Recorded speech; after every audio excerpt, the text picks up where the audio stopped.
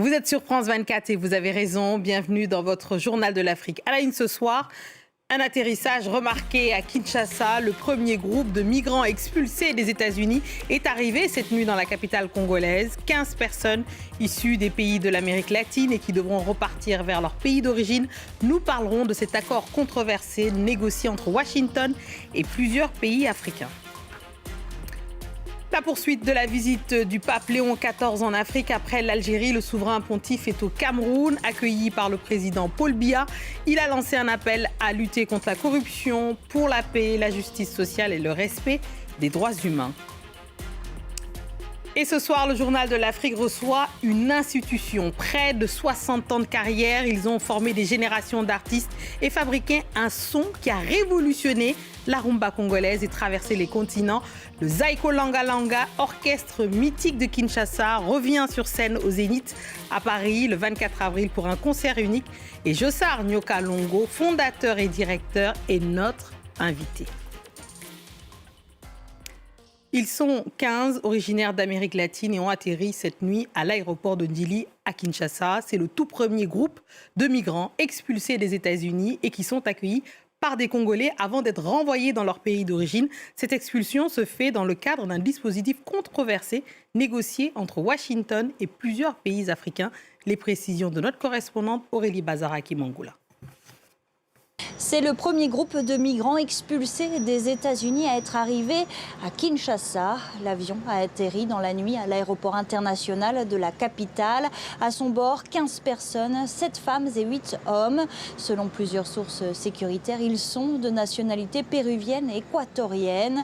Alors cette arrivée a été confirmée par les autorités congolaises dans un communiqué. Le gouvernement ne dit pas où ce groupe est hébergé, mais précise qu'il s'agit bien de court séjour. Le gouvernement rappelle qu'il ne s'agit pas d'un mécanisme d'installation durable de ces personnes sur le territoire national, mais bien d'un accueil transitoire. Alors Kinshasa rappelle aussi que leur accueil est pris en charge par le Trésor américain. D'autres groupes de migrants expulsés du sol américain devraient arriver dans les prochains jours, mais le nombre total de personnes n'est pas connu. D'autres pays africains ont eux aussi signé des accords d'accueil de migrants expulsés des États-Unis. L'ONG Human Rights Watch a dénoncé des accords opaques qui violent le droit international. Plus de 120 000 personnes sont venues assister à la messe du pape Léon XIV au stade de Japoma à Douala. Au 3e jour de sa visite apostolique au Cameroun, le souverain pontife s'est adressé en particulier aux jeunes Camerounais qui forment la majorité de la population. Il les a exhortés à agir dans la société, refusant la violence, la corruption, les abus et la superstition. On fait le point avec notre envoyé spécial à Douala, Marcel Amoko. Stade de Japoma, à la périphérie de Douala, le pape Léon XIV s'est particulièrement adressé à la jeunesse camerounaise en s'inspirant du message de l'apôtre Jean dans la Bible. Beaucoup connaissent la pauvreté, tant matérielle que spirituelle. Dans votre pays, pourtant si fertile, le Cameroun a-t-il lancé à cette jeunesse camerounaise. Ne cédez pas à la méfiance et au découragement, refusez toute forme d'abus et de violence qui illusionne en promettant des gains faciles et endurcissent le cœur, le rendant insensible, a-t-il ajouté. Avant de conclure, n'oubliez pas que votre peuple est plus riche encore que ses terres, car son trésor, ce sont ses valeurs, la foi, la famille, l'hospitalité, le travail. Les fidèles présents ici à Douala se réjouissent déjà du bilan de la visite du pape Léon XIV au Cameroun. À chaque étape, il a eu les mots justes. D'abord pour interpeller nos dirigeants sur le rôle qui est le leur. Ensuite, à Bamenda, j'ai écouté le pape essayer de porter le message d'espoir et de réconciliation envers nos frères qui, depuis une dizaine d'années, sont mécontents de la gestion du pays. Et ici à Douala aujourd'hui, le pape vient non seulement pour continuer ce message de paix et d'espoir, mais davantage, le pape demande aux jeunes de ne pas perdre espoir et de jouer leur partition dans l'évangélisation. Le pape Léon XIV qui va achever son séjour au Cameroun ce samedi en célébrant une grande messe pontificale à Yaoundé avant de s'envoler pour l'Angola, 3e étape de sa tournée africaine. Près de 2 semaines après l'investiture du président Faustin Archange Touadéra pour un 3e mandat à la tête du pays, l'opposition centrafricaine sort de son silence. Réunie ce jeudi à Bangui, elle a tenu une conférence de presse pour alerter sur la dégradation des conditions de vie des populations après 10 années de gouvernance du régime en place. Les précisions de notre correspondant Cyril Jefferson Yapandé.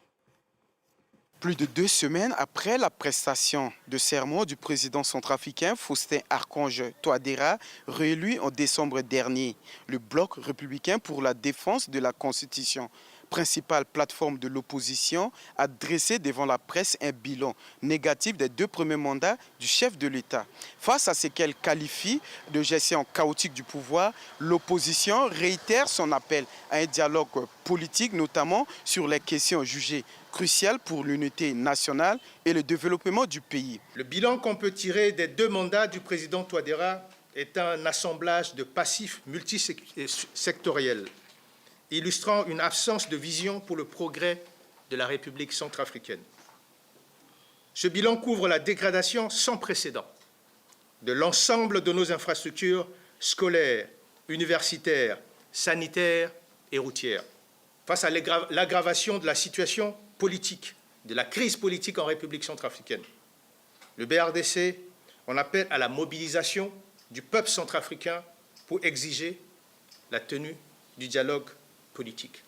Ce 10e appel au dialogue intervient dans un contexte politique toujours marqué par de fortes tensions entre le pouvoir et l'opposition. Ces derniers continuent de dénoncer la nouvelle constitution adoptée en 2023 qui a permis au président Faustin Archange Touadéra de briguer un 3e mandat à la tête de la République centrafricaine. Denis Sassou Nguesso a été réélu et donc investi pour un 5e mandat après une réélection largement contestée. Déjà au pouvoir depuis 40 ans, il promet unité et stabilité malgré le boycott de l'opposition et les critiques sur la transparence du scrutin. Cette nouvelle mandature le maintient à la tête du pays jusqu'en 2031 dans un climat politique toujours sous tension.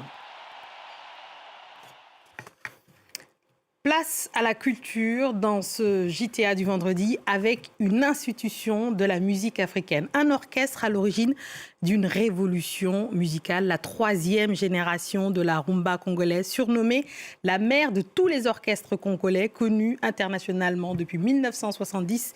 Une école à ciel ouvert dont sont issues des légendes comme Papa Wemba.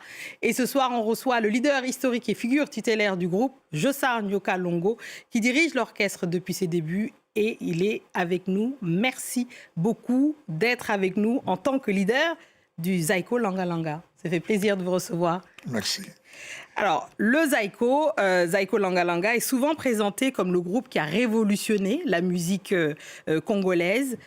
Et je me demandais, vous qui étiez à l'époque, est-ce que vous aviez conscience à l'époque de faire quelque chose de révolutionnaire ? Pour nous, au début, c'était une aventure. Une aventure étant écolier. Voilà, et au fil des temps, on a pris goût. Et c'est devenu une autre profession. Mais je dois apporter une précision par rapport à l'annonce. Je ne suis pas le fondateur de Zaiko. Oui. Je suis l'un des premiers musiciens. L'un des premiers musiciens, absolument. L'un des premiers musiciens.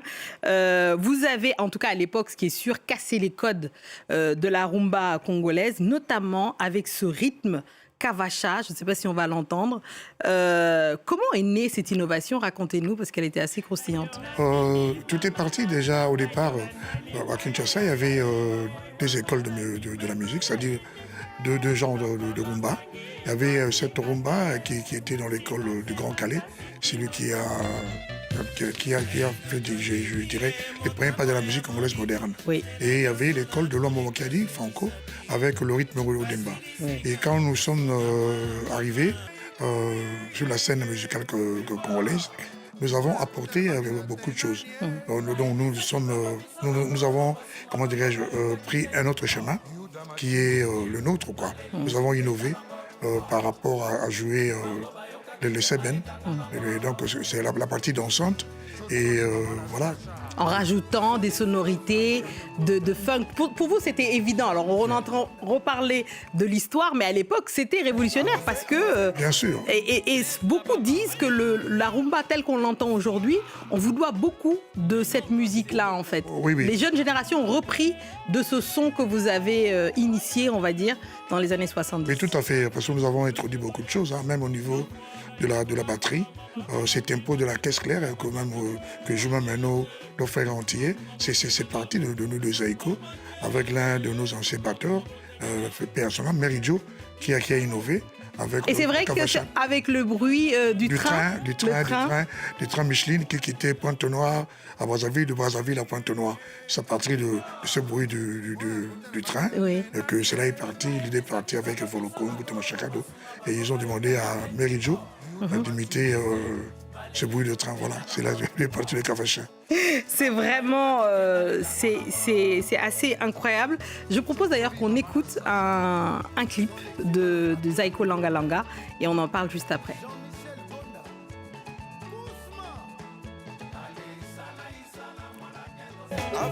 Ah, voilà. Blaise la bamba. Voilà. Lino Kantier Toko.